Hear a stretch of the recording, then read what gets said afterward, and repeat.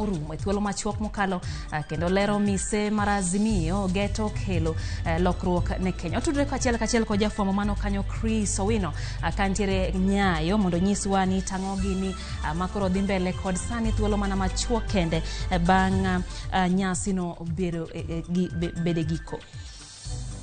Nyakora Ramogi wanga thuolo matin kende wadhi bedo kanyo gi Chris Owino mano bende osego tacha alap mano manyayo are okinyi mondo mi olunwa weche gi achiel kachiel mag motenre kod keta yanga manifesto kata gigo mabende koro riwruogno mar Azimio la Umoja geto timo ne jo Kenya hinya ato kagiloyo kata giyudo loch yiero maduong' mar dwe mar 8 pano dong' mana dweche 2 gi ndalo 3 ne Nyakora Ramogi wanga to piny Kenya dhi yiero madwe mar 8 miyo pau siasa koro to dung buru ka jochung koro temo mana uso sera magi ginyise oganda jo Kenya ni to ginang'o gini mabende koro to gi ikone jo piny Kenya ka bende Nyakora Ramogi wang moko kuom gigo mabende oketa yanga kanyo wanyisi ni bero ngima jo Kenya kapok wadhi ambore Nyakora Ramogi wang tudde kod Chris Owino mano mogo tache alap manyayo nyiswa ni tang'ogi ni moneno mago ma ite winjo bende ne ok waneno gi wangwa e wang jowi. Chris Owino rio nade nyiswa ni tang'ogi ni minyalo nyiswa kod sani.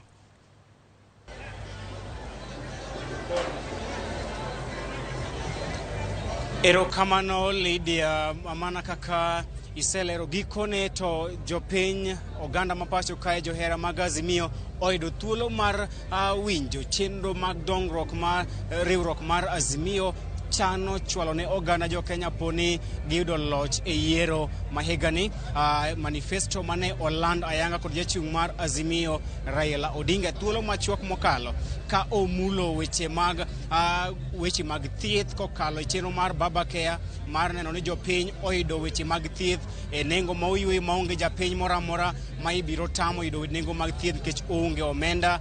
Ne olose weche mag pur kaachiel kod bero sekta mar juakali ka bende otwaki chenro mag joma rowere ka owacho ni piny owacho mare oketo mahinoge duto mar neno ni rowere olos thuolo mag tije mathoth ni rowere kaachiel kod joma wakeni. Bende olose weche mag kedo mibadhi ka owacho ni piny owacho mar Azimio biro kedo ating kod mibadhi e pacho kae e kind weche mamoko mathoth kendo an achiel kuom an kod jalony e weche mag siasa ngire Adam Solo madhi mna miyo wapachen to bang' kane jachung' mar Azimio Raila Odinga golo e lela Azimio mare. Bende Azimio manifesto mogol kod Raila thuolo machuok mokalo ochopo geno mare mane en go kose ne manifesto no ochopo geno mare mane en go. Machiegni e Ramogi TV ngire Adam Solo yelo na lero nwanto manifesto mar Azimio en ang'o ma omuri manifesto mar Azimio ma ogol thuolo machuok mokalo kod jachung' mar Azimio Raila Odinga. Aparo ni manifesto mar Azimio king'iyo kaka jatend Azimio mar Raila Amolo Odinga wacho en ni manufacturing hasa king'iyo kaka wadhi loko uchumi mar piny. Owacho ni manufacturing matieni thedho gik moko e factory ema dhi miyo piny lokre ki uchumi. Owacho ni kata gik mobro timo tek kata miyo ji pesa bro biro gi loso pesa mokwongo. To wacho ni thedho gik moko kata loso factories kaka nyocha osewacho ni kila county bedo gi one product. Mano matieni manufacturing no emibro tigo e kila county. Oko wachi ni county nyabedo mana kachiel kende to county nyaka bed at least achiel. Mano dhi loso kuonde mege tich kuom jogo maonge tije. Ochako wacho kata kidhie e puothe e pur mar agriculture kata kidhie e wenje mege fisheries matieni nao rech kata kidhie e pidho dhok nitie pesa mibro ket kando makonyo joma timo puro, makonyo joma pidho dhok, makonyo joma neo. Ochako wacho ni sani piny masani ngima tek. Gimiluongo ni digital economy matieni technology bro bedo spread throughout the country kendo sirkal bro konyo e weche. ochako wacho ni weche mege mibadhi obro gorego matek ahinya. Wach kanyo ema pes Kenya mang'eny lalie, to pesa mobro save kuom kuonde modinogo ema obro tiyogo e gero piny. Ochako wacho ni e somo kae obro chiwo somo kochakre primary nyaka university, obro chiwo nono, kendo oseng'iyo kaka mano bro timore. Iloso e wach mar kelo somo manono kowuok e skunde mag primary nyaka mbalariany mamalo. In kaka japuonj e skunde mag mbalariany e pacho kae, iparo ni en ang'o madwarore mar neno ni omenda madhi keto e tim chenro mar miyo jopuonjre somo manono nyaka e mbalariany, omenda ni biro wuok kanye, to bende kopogore kod somo manono, ang'o monego tim mar bero sekta mar somo? Kanye nuaya ne gino goko kabisa kawinji maber. Ewi wach mar miyo jopuonjre somo manono nyaka e mbalariany kowuok e primary nyaka e mbalariany. In kaka japuonj mar mbalariany, iparo ni omenda ma idhi wuok kure mar neno ni jopuonjre osomo nyaka e mbalariany, to kopogore kod mano, en ang'o ma iparo ni onego tim lokruok e sekta mar somo? King'iyo kaka owacho ni pesa mang'eny lale mibadhi, king'iyo kaka ker mar piny nowacho ne Kenya ka wa lose 2 billion a day, mano kigoyo higa chopo 700 billion, to king'iyo pesa ma nyithindo chulo fees, mano tin kabisa. Omiyo kosedino kuonde modinogo wadhi bedo gi pesa mang'eny mogik. Dae kendo obro kaka wacho ni education en sector mar priority, obro ng'iyo kuonde migolo pesa kanye tidwoko kanye. Mane gimowacho. Iparo ni omulo kar chuny rowere, kech kwa paro no ma yiero ma rowere kod wakeini iwacho ni bedo kod duol maduong'. Iparo ni bende omulo chuny rowere kod 10 point agenda mage kose? Omulo chuny rowere nwacha mokwongo owacho ni odhi loso manufacturing madhi miyo jobs dhi bedo created, nwach rowere mang'eny onge tich, to osewacho mosieme through manufacturing no ne madhi kelo tije. Ochako wacho ni weche digital economy ni, nwach rowere mang'eny tiye gin technological, gin tiyo tije gin e simbegi, tije gin mege ICT, mano bende wacho no dhi imarisha. Ochako wacho ni households ma onge go kabisa samochako ni dhi nwang'o $6,000 no, matiye ni kila ng'ato biro bedo gi gimoro moritorego kapod otemo manyo gimoro. Koro aparo ni e yorno omulo chuny rowere kabisa. Mogik Profesa kapok awe idhiyo, ne nyako Ramogi ma luwo weche gi kan pacho, ngima ma oidho malo e pacho kae, ngima cost of living oidho malo. Inyalo lero ne nyako Ramogi to en ang'o mane Raila owacho ewi nengo mar ngima ma oidho malo e pacho kae? Raila owacho ni nitie gik mamiyo cost of living dhi malo. Kaka owacho ni cost of fuel, ka cost of fuel ni malo, to mano mean ni bech gik moko bende dhi malo. Owacho kaka obro lower the cost of fuel. Ochako owacho kaka obro imarisha yore mege puro, yore mege neo through value addition gi subsidies mibro mi joma nie puothe magote. Koro kong'iyo kiujumla magi duto bro duoko cost of living piny.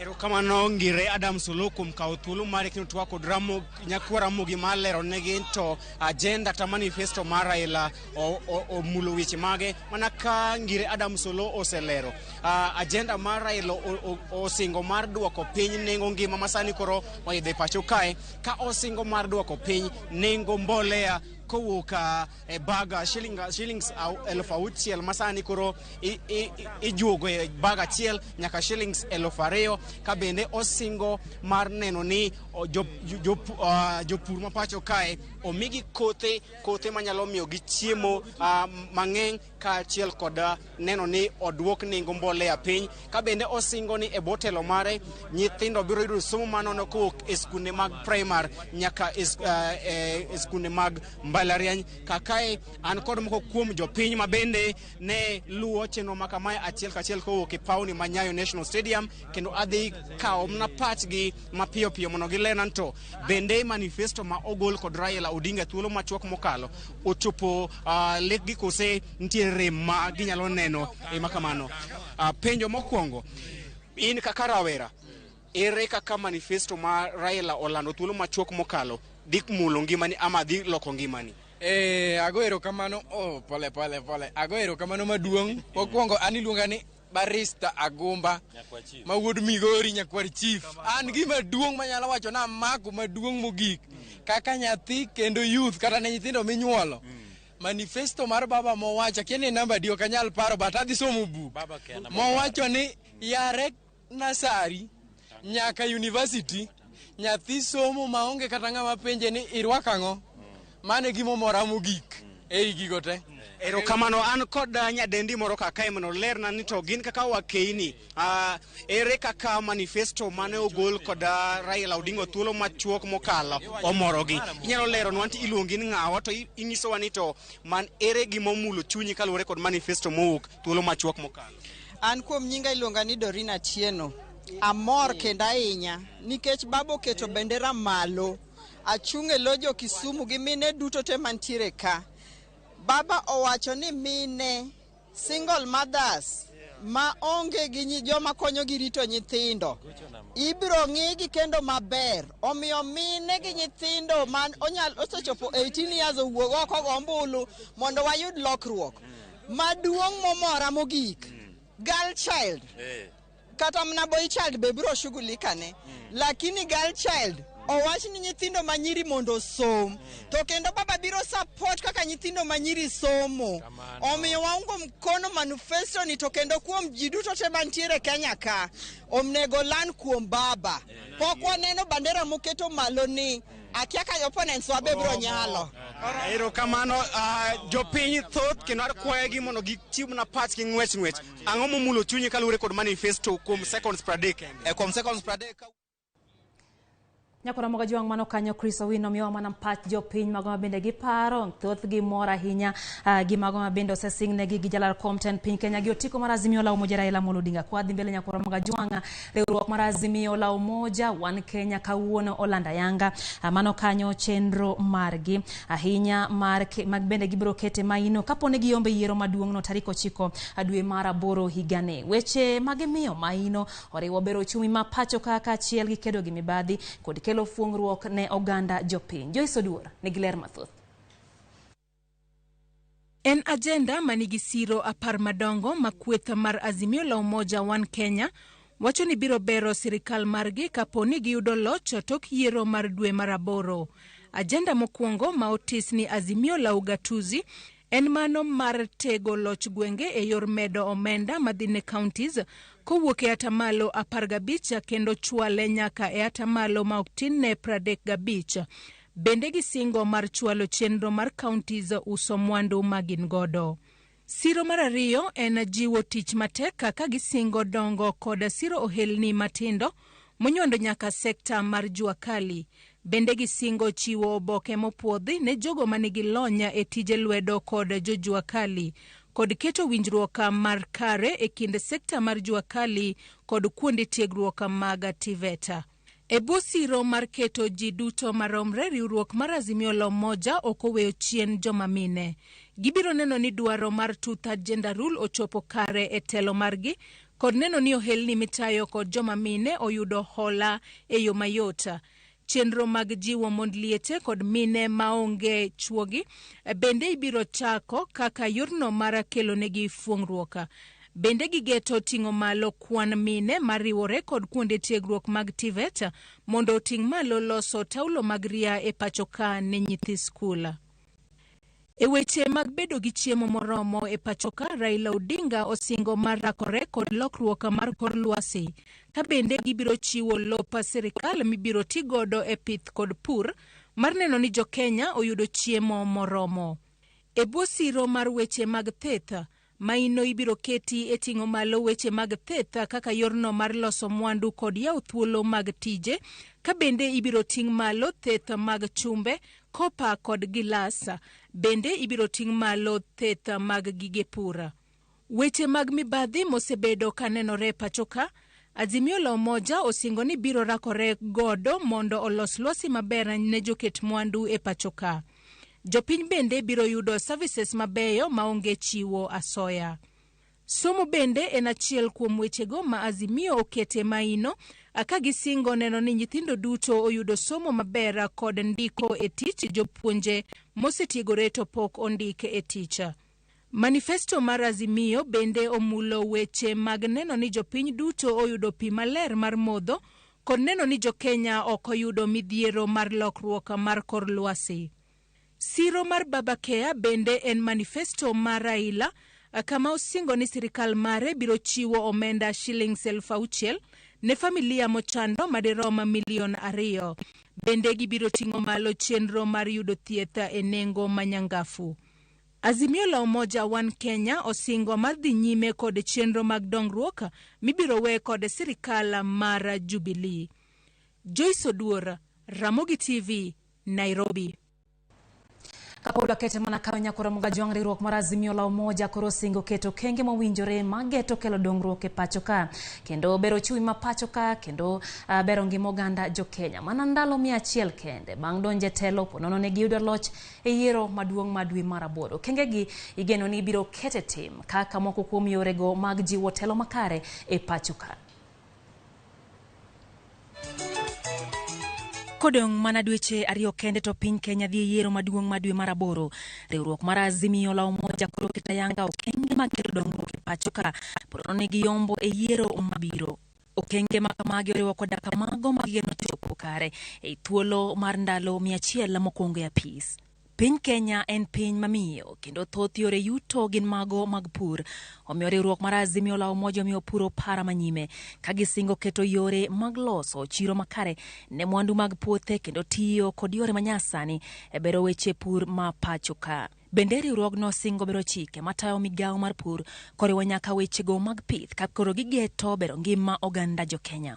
Riwruok mar Azimio la Umoja singo keto chike makare marita alwora ma pachoka kendo keto rita makare ne le mag bunge ma pachoka ma osebet kirocho ratich gi jogo manego gi kendo uso lemo magi ka koro gisingo keto twech mosiko e odang'ech ne jogo moyud kod ketho makamago kaka achiel kuom yore makedo kod ohelni mag lemo mag le go mitimo tok chike pachoka. E yore mag lupo kod dongruok mag nembe midendo ni blue economy, Azimio la Umoja singo tiyo kanyakla gi joket mwandu mar bero ngima jolupo kendo keto omenda e sekta no kendo keto e tich yore manyasani mag lupo e pachoka. E sekta mateko, Azimio singo keto chenro mag neno ni teko stima chope ute oganda jo Kenya, chiwo lai makare mag neno ni chudo mag stima ok otime yo mibadhi kendo keto kare nengo mo mosebedo ka chendo e pachoka. Jo ohelni matindo kod madongo kowe chien, riwruogno chano keto chenro mag puodho jolony e sekta mar jua kali kaka achiel kuom yore mag keto gi opara manyime ne yudo tije mabe pachoka machalo kaka miyo gi tije mag gero ute manego gini pinye pachoka, kama bende en achiel kuom singo mar riwruok mar Azimio la Umoja. Nero were Azimio la Umoja singo loso thuolo mag tija e nyayor keto kare chenro mag mbui mago mag digital kaka achiel kuom yore mag nyalo yudo go tije nyaka mago moya e pinje maoko, kendo jiwo joma nyiri mondo mi osom wechego mag mbui kalore gi kwan mapiny mar joma mine manie e sekta no. Bende Azimio singo chuogo migawo mar rowere, jiwo talanta mar ojende kendo keto chike makare marito ratiro mar joma ong'ol, joma mine kod nyiri kendo miyo gi thuolo mar riwruok e tuke ma pachoka. Riwruok mar Azimio la Umoja singo chiro sekta malimbe pachoka ka giuso ber mar piny Kenya ne pinje maoko kaka kar limbe manengo ne ber kendo wito kucha chike mamono ganda moko limo piny Kenya. Bende osingo medo chenro maywayo welo e pachoka kaka weche tuke, ohala, kitwa kod timbewa. Azimio la umoja bendo singo tio makare gi omenda mapachoka kendo oketo chike makare matawa weche go mag omenda ka gimiyo teko migaono mar omenda maloso chike makare marito mwandu Kenya. Bende osingo sumo paro kendo gomba ka gi pinje ma Kenya ni kod gopegi kaka achiel kuom yore go mag chiwo yweyo ewi gope moko ma piny Kenya ni godo. Kawadhi mbele nyakona mga juang mana kodong ndalo prauchiel gade kende to ganda mapacho kadhi yiero maduong mabiro ogai marodi mabende en jating bendera mar riwruok mar Azimio One Kenya Alliance Raila Odinga no yango chenro ma entiere godo ne jopiny kaponi oyiere mano ma otesini manifesto mana kaka Sharon Ongaro kro lero no Raila Odinga olero chenro aboro makoro entiere godo mar bero telo makare ponono ni oyiere kaka jatend piny Kenya. Duaro mar thicho oko weche mag mibadhi ema en thor wach mamedo mienjo e twak mag kwith mag Azimio la umoja. Jachung elarotiko mar komten piny Kenya e riwruok mar Azimio la umoja Raila Odinga kanyakla gi jalupne Martha Karua osingo mar thicho oko mibadhi mabende osebedo ohinga e dongruoge ma ichwalo kod piny owacho kanyakla gi bede migepe mamoko mag piny owacho. Kaluwore gi manifesto margi mabende biro ringo e kind thuolo mar higa 2022 nyaka higa mar 2027, Raila osingo ni obiro dino rode te mag mibadhi kowacho ni obiro neno ni otim lokruok e pend chike mapacho kae kotenre gi telo makare kod bidhruok mantiere tim chik namba 6 mar katiba. Raila osingo bero luasi mar piny Kenya kaluwore gi bero kit telo. Moko kuom chenro ma owacho ni sirikande biro keto oriwo chenro aboro magin bero kit telo. Raila osingo ni obiro dino rode makelo mibadhi ponono ni obio yiere kaka jatend piny Kenya. Bende osingo mar nono chike mane obedo motelo ne puoth mar katiba manyien ka osingo mar riwo jopiny e chenro mag piny owacho. Raila bende osingo jiwo chike kod ratiro kama osingo ni ponono ni oyiere e komb piny owacho obiro neno ni chike olu kendo ratiro oyudore no jopiny. Magi duto owacho ni biro nyalore mana ka jopiny oyudo ratiro maromo.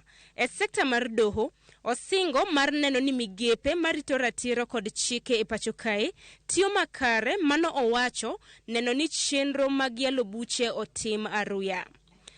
Singo machielo manopedho ayanga en mar medo pok mar omenda ne tend counties moktin ne atamalo 35 mano kokalo e sirikande mag loch gwenge kama bende osingo mar neno ni chenro duto te mag county nego winjore ochiw ne counties mopogore opogore.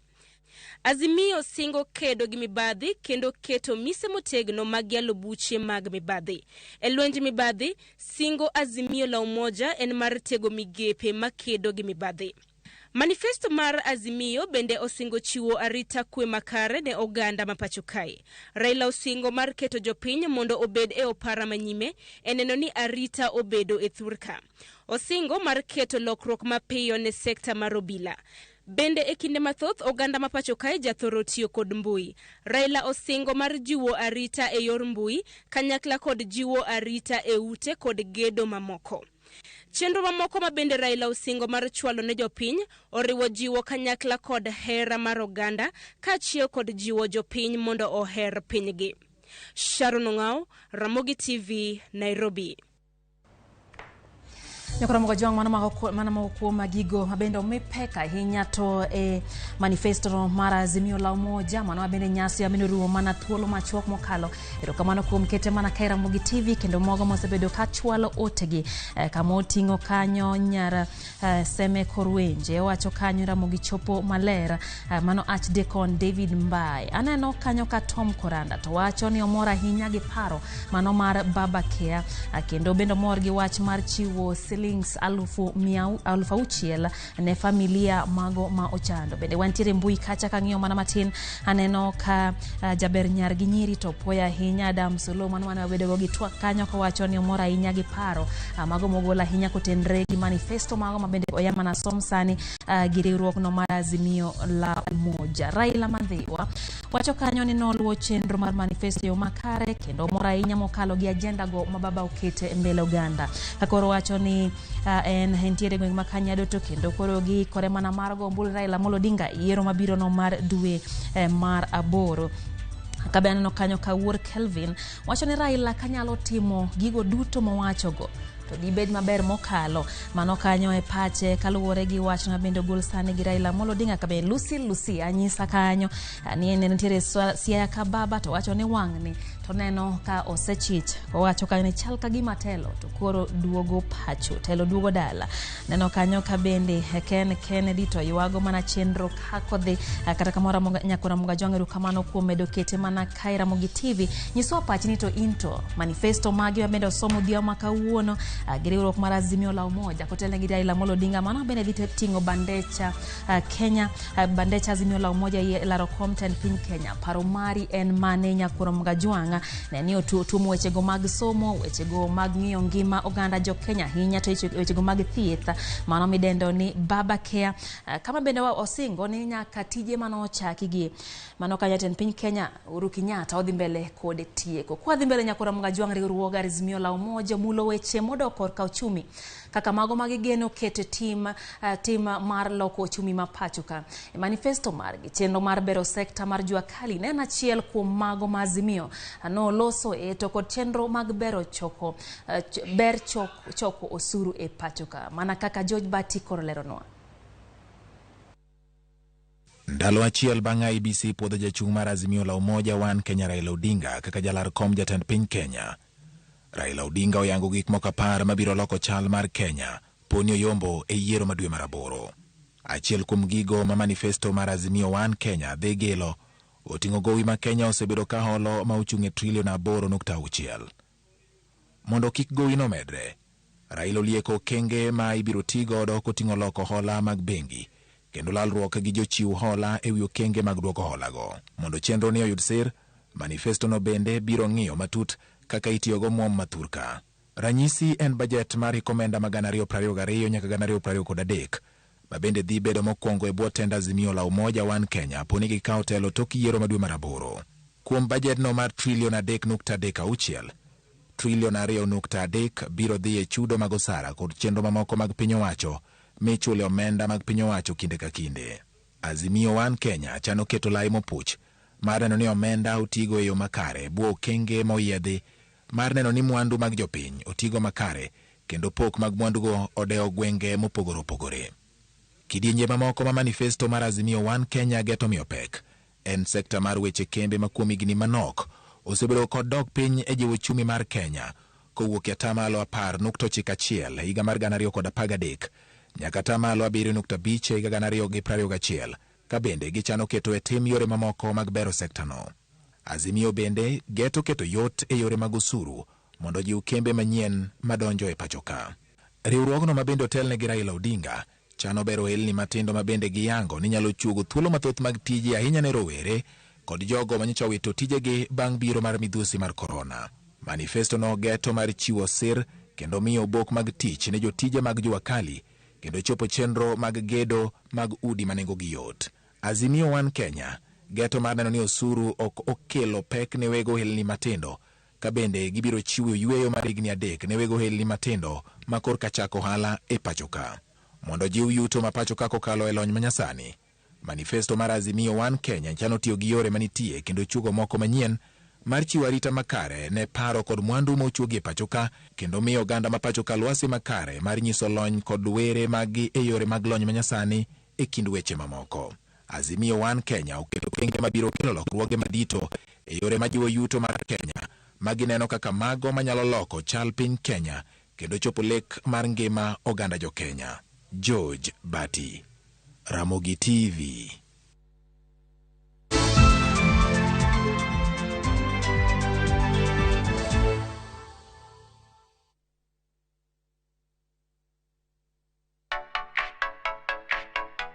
Ka idwaro yiero ngwacho, many ngwacho motegno kendo mochwiny. Kik ibed gi rangi maricho kendo kik iyier ngwacho mosebarore.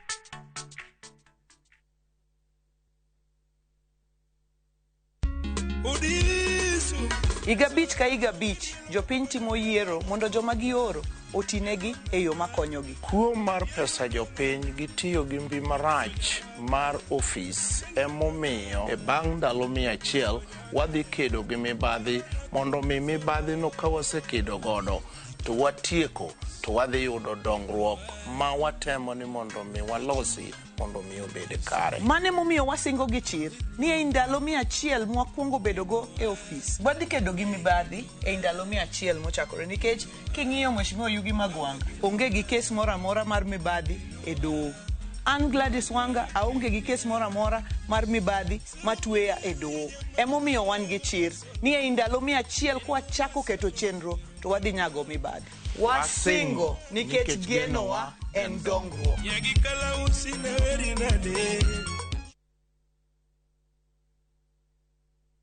Making and receiving payments has never been this easy. Introducing ViewPay Cashless. Unaweza collect fare bila hassle ukitumia ViewPay Cashless till number or taking a boda. ViewPay Cashless itakusort. Tembelea ViewPay Cashless agent karibu nawe to withdraw. Dial *236# today to start using ViewPay Cashless.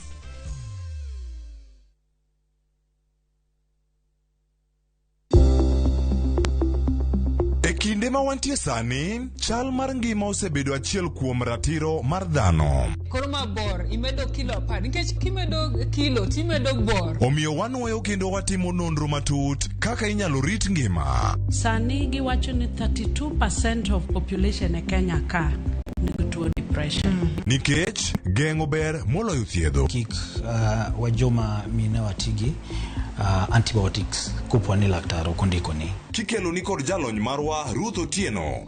Penj laktar. Wuok tich nyaka tich abich, saa 12 mamidhiambo.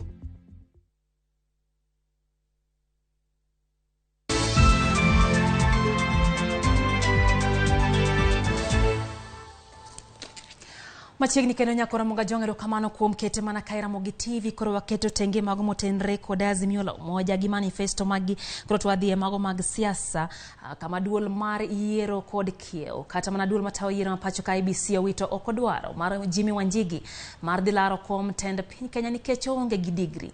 Kaluwore gi chike mag IBC, jatelo madwaro bedo jatend piny Kenya nyaka chiwo bok mayango ni en gi degree mochiw gi mbalariany mopuodhi e pacho ka. Wanjigi yango manyo komno gi otiko mar Safina koro bede e kind jochung ma IBC otamore puodho kotingo jatendun bura mar Third Alliance Kuro Court. IBC bende no chiwo rucho oko puoth mar jachung mar Umoja Summit Party Walter Mung'ari manyo charik osepuodhi. We are privy of a previous candidate being passed on the same documentation for education as we have presented. And we were told it is okay, it is fine, it is tick, tick, tick. You yourself use that discretion on one other candidate, you don't want to use it on me.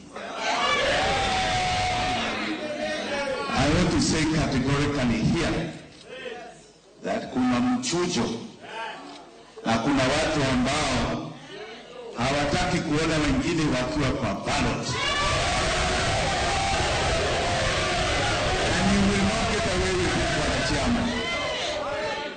You will not get away with it.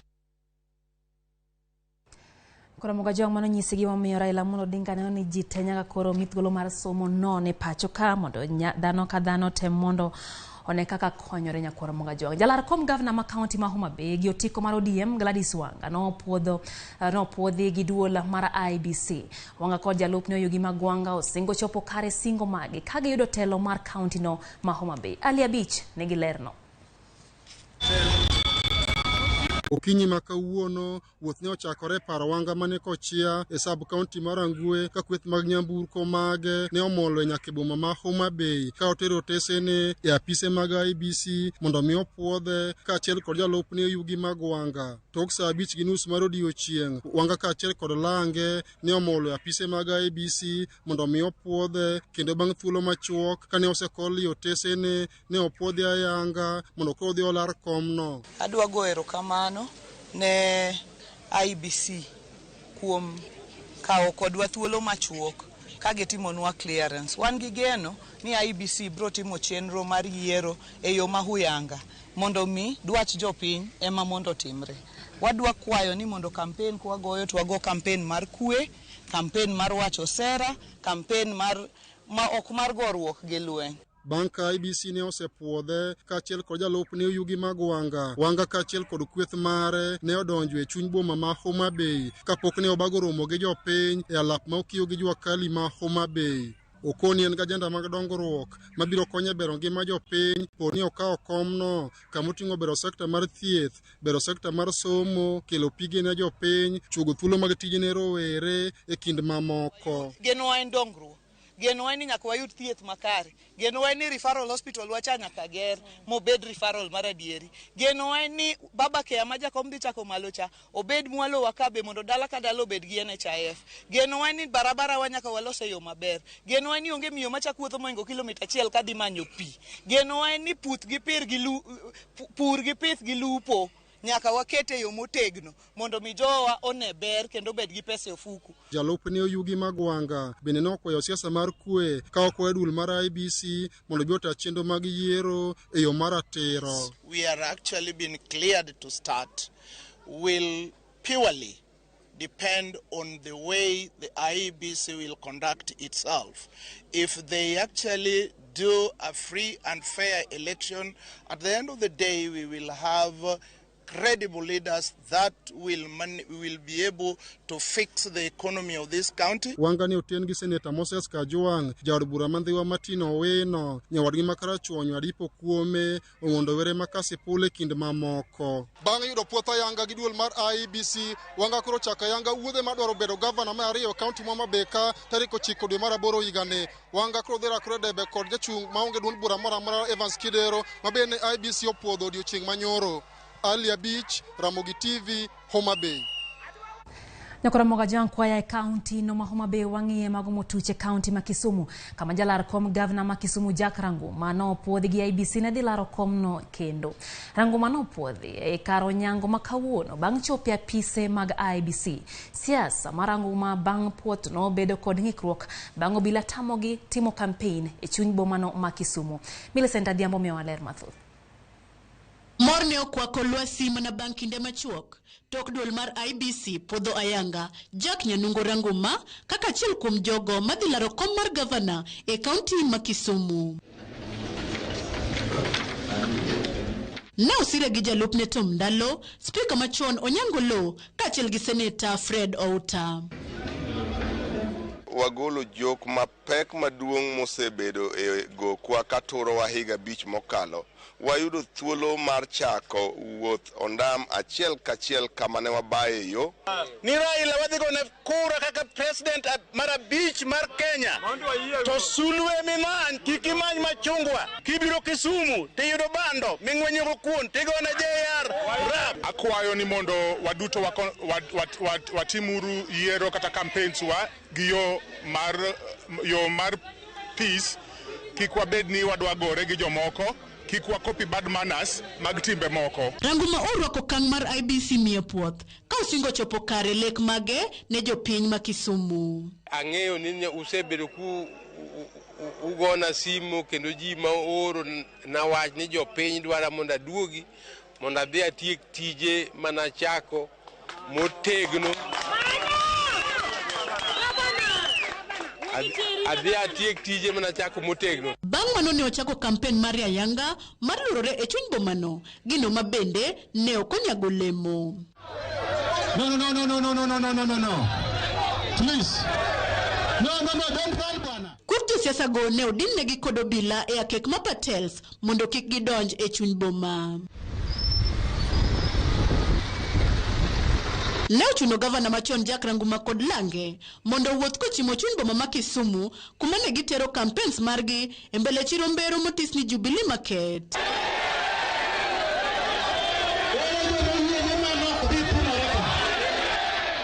Kapok gweno muonyo law, seche mane gitemo chiwo twak margi ne jopiny, obila ne ochopo kanyo kadiemo wang' modiro iro malungo wang'. Gino mane okeyo oganda kendo rocho romono.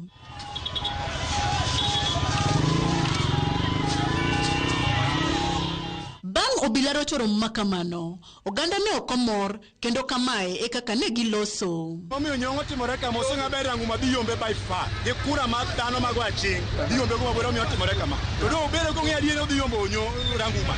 Dok odino ne. Kanungo Ranguma kawuono riembe town.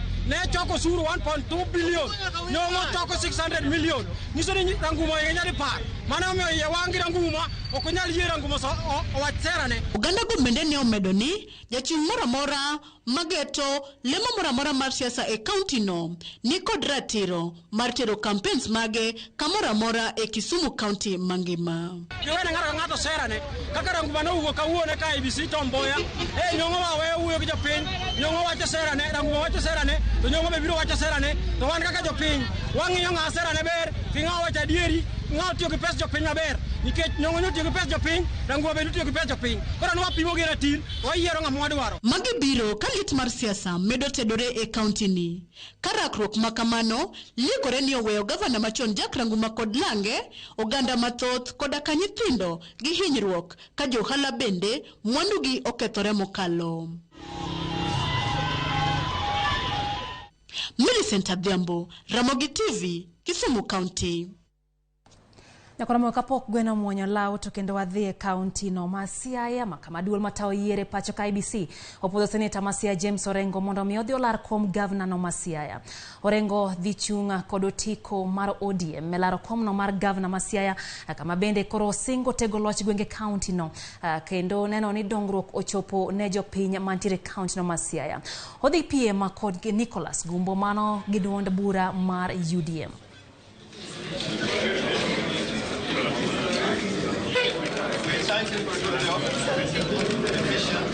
Good governance, transparent.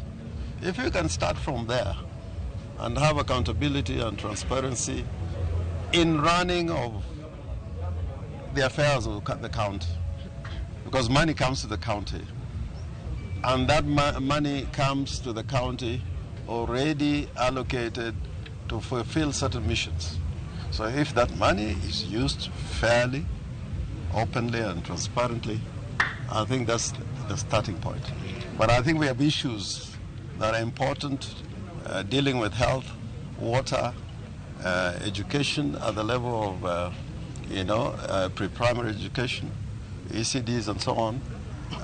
We have a clear agenda, and I think when we are going to launch a manifesto, we spell out what we are going to achieve in 100 days, which are not mere promises, but also what issues we're going to deal with as a blueprint for Siaya in the next 5 years. Waketi kitenge mago motendre kod siasa nyakora mugajwa ng'ong'io mago motendre kod arita kwe pacho kaka majaten migao mar arita Fred Matiang'i okoni chenro mar dhi nyime kod pedha chije man kod gige lweny ma oko podhi county mar Marsabit ok bichung nyaka chop giyud gige lweny ma kwan giro malofu abich. Nyaka sade gige lweny maromo 200 kod risasi 3,000 oseyudi mana kaka Judith Omondi leronwa.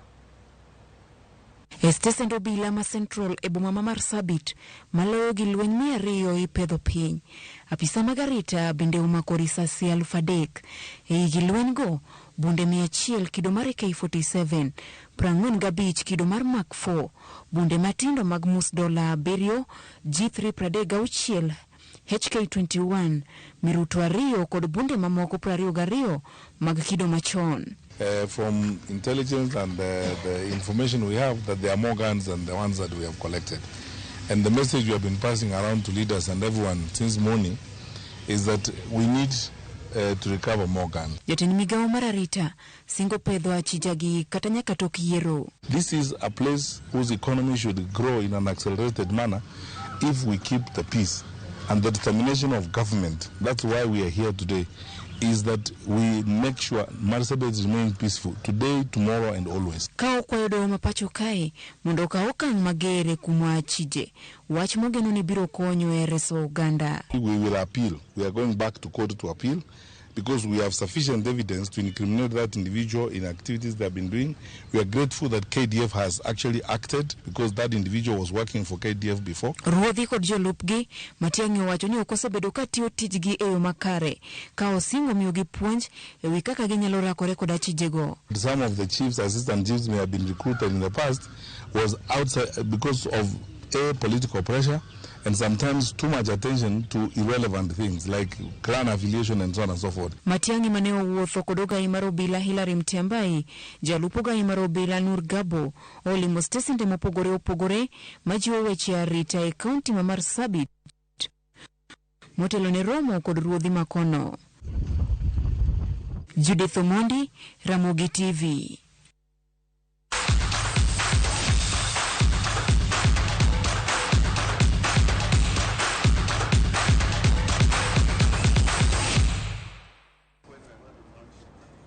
Nyakora magajuan kotu wangie magomo tucho e pautuke kama club mar Viga Bullets doke lumbang bede league maduong maradula FKFPL kaudio chieng manyoro no logi kod club mar Police FC gonde angwen kumachiel. Viga nene kod le kamar yudo points adeke tugo na mondo gidong e league maduong. Kata kamano gol mokwongo mar Police FC dakika mar 21 no goyo chunygi. Mana kodong dakika 5 to jotugo dhie yueyo. David Simeo no loyo ne Police gol mar ariyo. Viga no yudo gol mar bang dakika 5 ko pira ochakore kokalo kuom jatugo Vitalis Okumu. Police no yudo gol mar adek kokalo kuom jatugo Clifton Miheso dakika mar 75 geno mar Vihiga no rumo bang Police medo gol mar ariyo. Viga kachiel kod club mar Madhare kod koroto se doke luma Ayanga.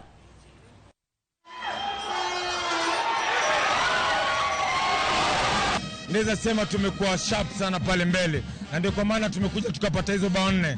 Then ukiangalia pia upande wa defense, ukiangalia timu yetu sasa hii defending yetu imekuwa sawa. Tumeanza game vizuri, game imekuwa vizuri, kufika dakika kama 30 tukaanza kuwa na mistake. Sababu ukiangalia kila kitu hapo tunafungwa na mistake. Miss pass, wanachukua wamekwenda kidogo wakatulemea. Kama chelo nyakona mgajuan club mar Modern Coast Rangers no yudo points adeke 2K mag National Super League bang loyo club mar Muley Children's Family MCF FC gol achiel kumnone lap Mathika. Gol makende no loko jatugo Bran Murray dakika mar 85.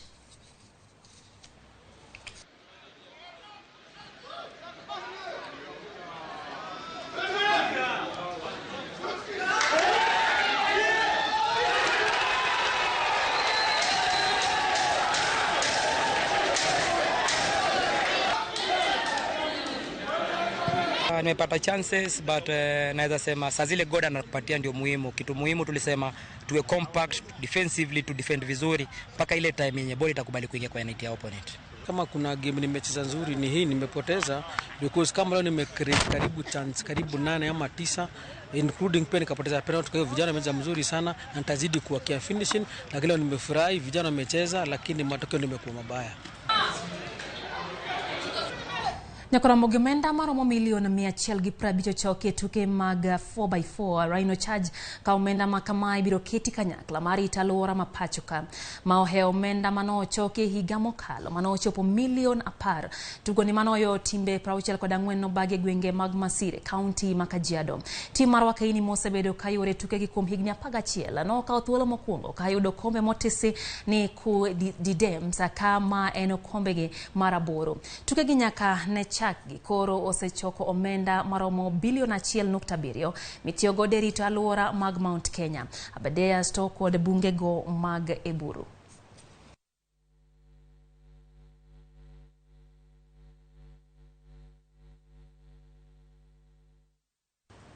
Sevisoni tokoda ana menge joloche tielo maro chiko bang tuke mag Safaricom Golf Tour nyithindo mano bagi alap Makericho Golf Club County no Makericho. Sevisoni manja higni 11 kendo somo e skund primar ma Premier Academy no tieke thuolo mokwongo kod points for chiko kod achiel. Kidieny mar wakeini ana mengi mantiere grade mar adek e school mar Montessori no tieke thuolo mokwongo bang yudo points 47 ka thuolo mar ariyo no kaw kod Linet Zawadi.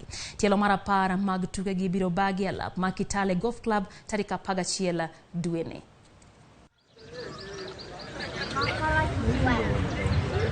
What really made me to win this tournament was that I just had to practice and play very good golf. So this is my first time to be in Kericho, and well, everything is good.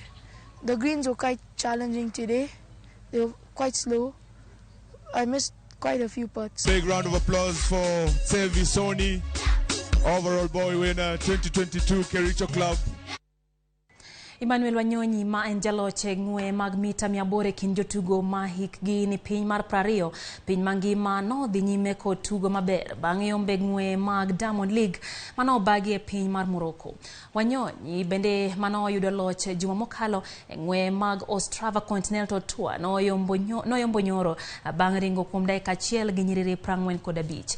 Jatugo mawuok e piny mar Botswana ni Nigel Amos notieke thuolo mar 2 ka thuolo mar 3 no maki kod Gabriel mawuok e piny mar France. Jo Kenya mono medo rieny tukego bang' jatugo Masi Cherono tieke thuolo mokwongo e ng'wech mar mita 3000. Ami Loz Makov to kod Eisa Medina no tieke thuolo mar 2 kod adek kaluwore. Consensus Kipruto no tieke thuolo mar 4 e ng'wech mar mita 3000 ka ji achikore dwa odaw mar pi. Style starting to attack again and a little bit complacent perhaps from Sekeriso. This is a thrilling finish down to the line. Brilliant recovery here from the Kenyan. Murrah gets it on the line. 1:58.94 at the World.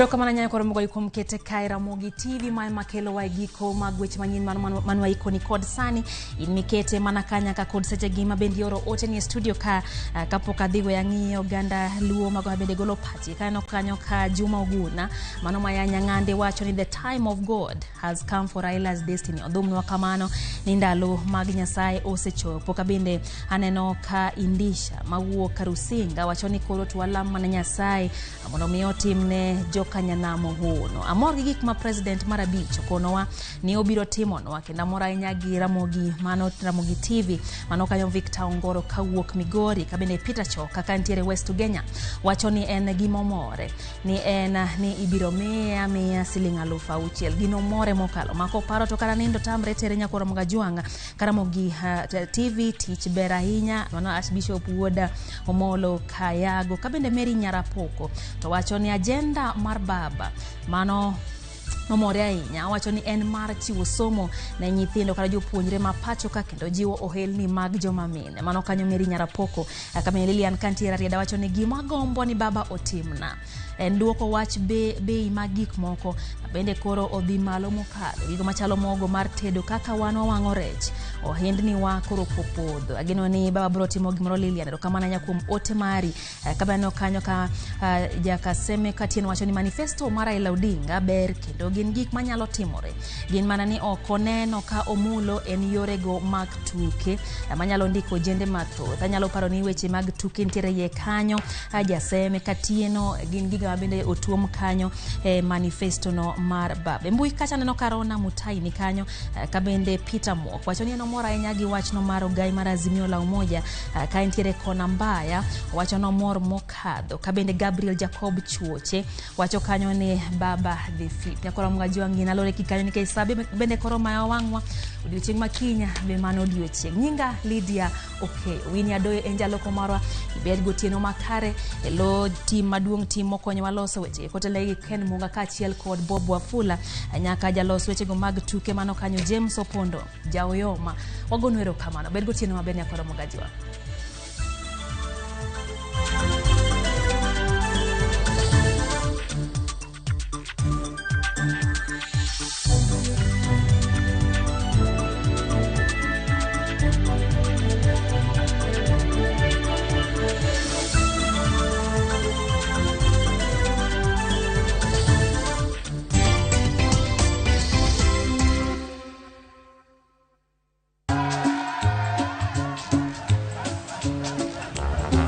Niaje, unajua juzi nilisikia kuna politician fulani alisema kitu controversial sana. Lakini si unajua vile watu saa zingine upenda kuongeza chumvi kwa story. Mimi nilikuwa nataka kujionea mwenyewe nisidanganywe. So, ngoja kiasi.